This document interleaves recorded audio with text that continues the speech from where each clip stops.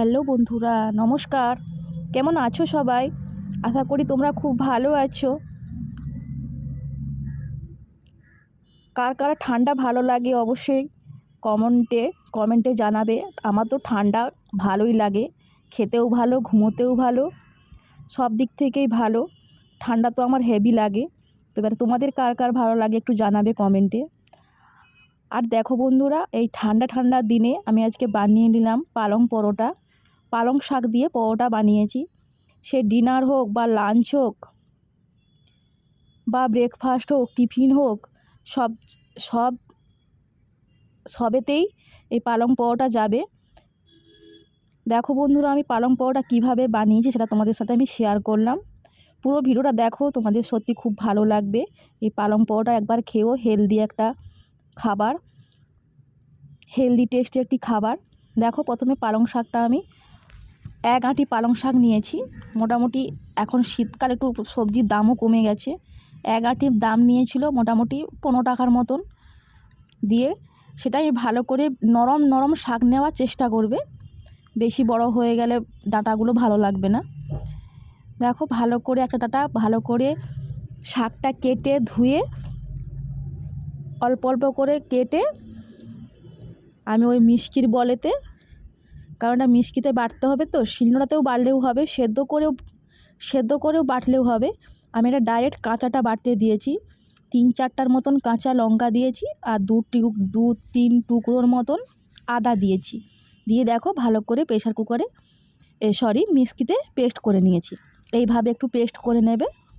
দিয়ে এবারে পালং শাকের যে একটু সবুজ সবুজ গন্ধ করে, সেই গন্ধটা চলে যাওয়ার জন্য আমি এখানে কড়াইতে নেড়ে নেব একটুখানি।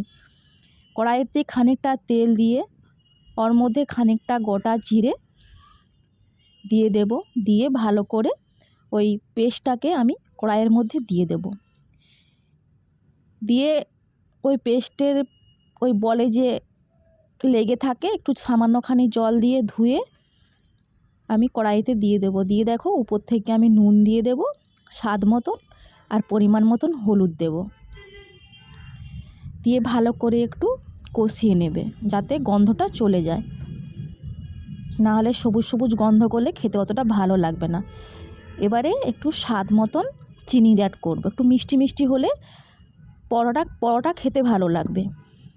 তোমরা এটা অবশ্যই একবার বাড়িতে ট্রাই করো, তোমাদের সত্যি খুব ভালো লাগবে।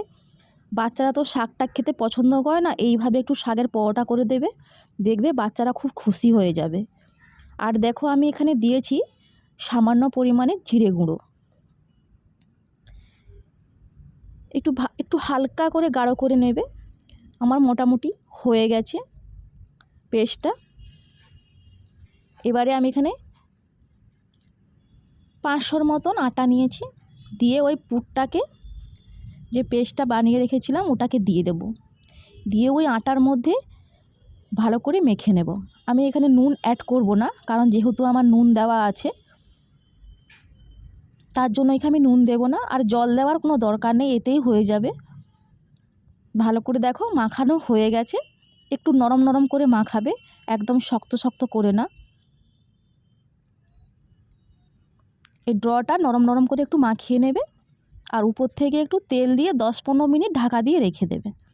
10-15 মিনিট পরে ঘুরে চলে এলাম আবার। দেখো, ঢাকনা খুলে এবারে যেভাবে রুটি করো সেইভাবে রুটির মতন করে লেচিগুলো কেটে নেবে। আমার 7-8টার মতন হয়েছিল। দিয়ে এবারে আটা দিয়ে ওগুলো বেলে নেব। তোমরা যেরকমভাবে খুশি তোমরা বেলতে পারো, গোল গোলও বেলতে পারো বা 3 কোনা আকৃতি করেও বেলতে পারো। তোমাদের যেটা সুবিধা হবে সেই অনুযায়ী তোমরা রুটিগুলো বেলে নেবে। আমি তো গোল গোল করে রুটিগুলো বেলেছি। দেখো, পুরো একদম সবুজ সবুজ দেখতে লাগছে, আর খেতেও সত্যি বন্ধুরা খুব দুর্দান্ত হয়েছিল।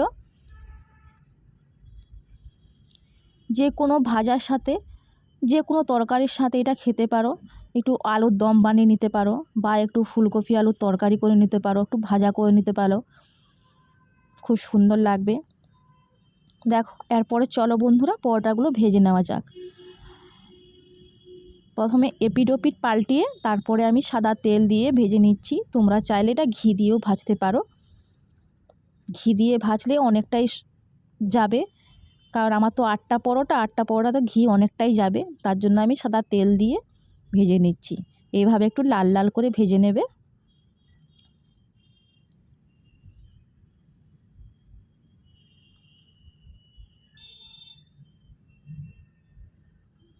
তোমাদের যদি এই রকমই শাকের পরোটা খেতে যদি ভালো লাগে আর রেসিপিটা যদি আমার ভালো লাগে, অবশ্যই কমেন্ট করবে আর একটা লাইক দেবে, একটু শেয়ারও করবে।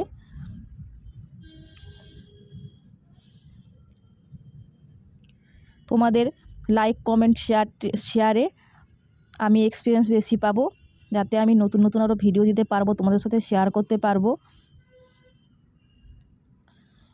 আর সবাই আমাকে একটু সাপোর্ট করো, যাতে আমি এগিয়ে যেতে পারি, সবাইয়ের বন্ধু হতে পারি। দেখো বন্ধুরা, পরোটাগুলো সব মোটামুটি ভাজা হয়ে গেছে। এবার চলো বন্ধুরা, দেখো কতটা দেখো সফট হয়েছে, হাতের একদম মুঠোর মধ্যে চলে এসেছে। দেখো কতটা নরম হয়েছে, আর খেতেও দারুণ হয়েছিল। দেখো দেখতে কীরকমই লাগছে, দেখো পুরো সবুজ সবুজ। এবারে আমি একটু ওর মধ্যে একটু ভাজা নেব। আমি এখানে ফুলকপি, আলু, একটা বেগুন ছিল দিয়ে দিয়েছিলাম, একটু ধনেপাতা দিয়ে ওই ভেজেছিলাম, আর একটু টমেটো সস আর ওই ভাজা দিয়ে মোটামুটি ডিনারটা সেরে ফেলেছিলাম। সবাই ভালো থেকো, সুস্থ থেকো, দেখা হবে পরের রেসিপিতে। টাটা।